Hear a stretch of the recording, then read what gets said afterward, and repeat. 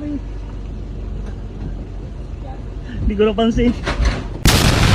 Yo! What's up mga kabero? Nga pala si Gerald, isang tourist van driver dito sa Palawan. Meron akong pangarap. Ang pangarap ko, magkaroon ng artista van. Kaya tara, samahan niyo ako hanggang sa matupad ko ang aking pangarap. At very early Sunday morning, tinawagan tayo ni Boss D. Kailangan ata nila ng poging driver. Kaya ako ang tinawagan. Aroy kapilingon. Pero syempre, mas pogi si Boss D. Kadami ng anak, may napatunayan na.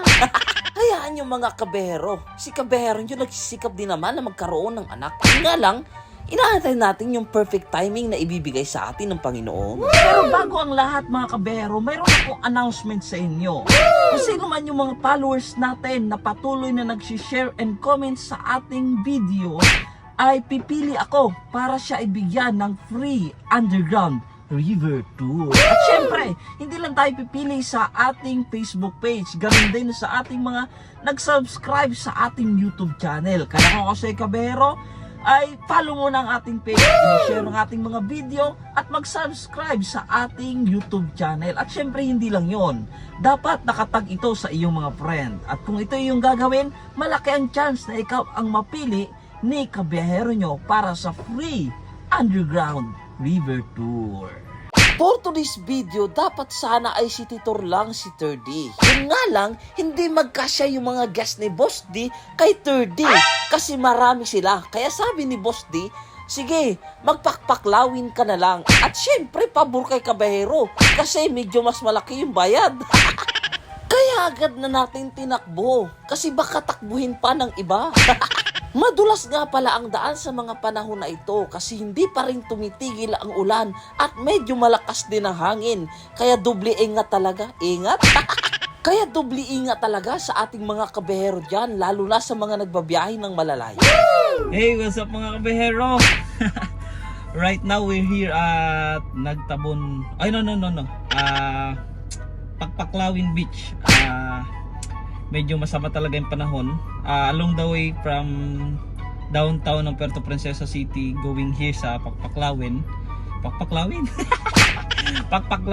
Ayan.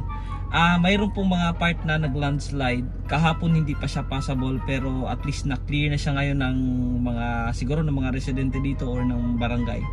Ayun, nakarating kami dito. Talagang hindi talaga maganda yung panahon. Ipakita ko sa inyo kung ano yung itsura ngayon ng dagat dito sa Pakpaklawin. Ayan, tayo ay tumakbo sa Dentoride Traveling Tours. Ayan, salamat Dentoride Traveling Tours sa patuloy na pagbigay ng biyahe.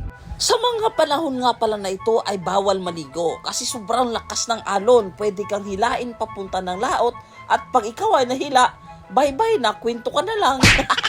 Kaya sa lugar na ito, mahigpit nilang ipinagbabawal ang paliligo kapag ganito kalalakas ang alon. Kasi ayaw nila na maging kwento ka na lang at alaala na lang ng iyong pamilya. Kung gusto mo talagang maligo, kumuha ka ng balde, kumuha ka ng tabo, magbaldi-tabo ka na lang. Para pag nagkakwentuhan kayo ng mga kaibigan mo, makwento mo na nakapunta ka ng Palawan at nakaligo ka. Baldi-tabo lang nga ang gamit. Yan, ganda dito sa Pakpaklawin. Talagang maganda yung lugar, yung facilities nila. Alam niyo bakit? Concerned din sila sa mga sasakyan na pakita sa inyo.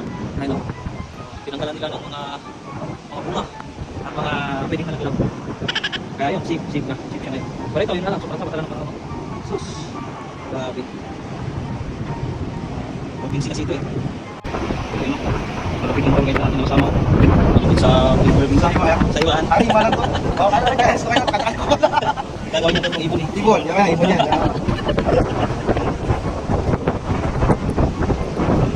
Tulog na. Malas ka na. Gusti. Tour guide.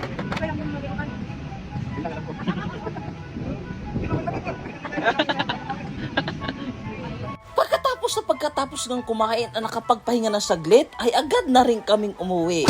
Saludo talaga ako dito kay Boss D at kay Ma'am Rose. Talagang napaka-hands-on nila sa mga guests. Although cancel ang mga tour sa panahon ngayon at ginawa na lang ito ng paraan para naman hindi masayang ang Palawan trip ng ating mga bisita dito sa Palawan. Kaya saludo talaga ako sa lahat ng mga travel agencies, van operator, sa lahat ng mga nasa industriya ng turismo na gumagawa ng paraan para mabigyan ng satisfaction yung ating mga bisita dito sa Palawan. Nawa sana ay patuloy pang pagpalain ang mga ganitong klase ng gawain dito sa Puerto Princesa. At bago nga kami umuwi, ay dumaan muna kami dito sa Nagtabon View Deck. Hindi na ito kasama sa package ng tour, pero dinala namin sila dito. Bakit? Para naman madagdagan yung kasiyahan nila at magkaroon ng magandang experience yung ating mga guests dito sa Palawan. Kaya nga pag-uwi agad ako naglinis ng van. Yung pala may kito-kito para play watching pa tayo. At ayun, umulan. Sayang ang washing. Pero okay lang. At least may pera na naman si Kabero nyo. Mukhang pera si Kabero. Kaya salamat talaga ulit, Boss D at Ma'am Rose, sa hindi nyo pagkalimot kay Poging Kabero. Hanggang dito na lang muna ang ating video. Salamat sa panonood ninyo sa ating walang kwentang video. Ako nga pala si Gerald at laging magpapaalala at magsasabi sa inyo ng ride safe and God bless. See you sa next vlog.